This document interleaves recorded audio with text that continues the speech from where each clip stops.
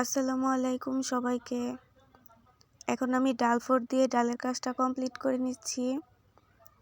দেখুন, আর ডাল ফোড়টা একটু ছোট ছোট করে দিবেন, তাহলে দেখতে অনেক বেশি সুন্দর লাগবে।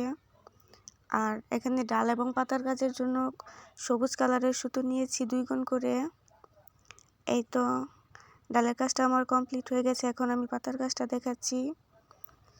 এই ডিজাইনের পাতাগুলো সেলাইয়ের জন্য একটু অ্যাঙ্গেলভাবে সেলাই দিবেন, তাহলে পাতাগুলো দেখতে অনেক বেশি সুন্দর লাগবে।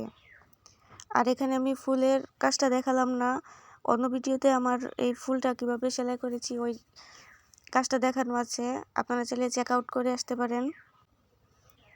এই তো বেশ কিছু পাতার কাজ আমি করে নিয়েছি।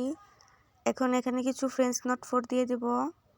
আর এর জন্য আমি ইয়েলো কালার সুতো নিয়েছি 2 গুণ করে। এই ফ্রেঞ্চ নট ফোরটা আপনারা 4 গুণ সুতো দিয়েও করতে পারেন, আমি এখানে 2 গুণ সুতো দিয়েই করছি।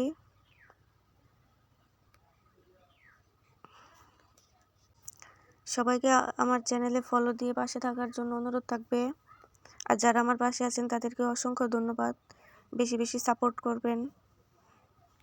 আমার ভিডিওগুলো কেমন হয় কমেন্টে জানাবেন, আর বেশি বেশি শেয়ার করে দিবেন। এই তো এখানে আমি একটু কলির মতো দিয়ে দিচ্ছি। এখানে একটু হালকা ইয়েলো কালার সুতো দিয়ে করছি। এই সেলাইটা অনেক বেশি সহজ, খুবই সিম্পলের মধ্যে এই ডিজাইনটি কেমন হয়েছে সবাই কমেন্টে জানাবেন। সবাইকে ফুল ভিডিওটা দেখার অনুরোধ থাকবে।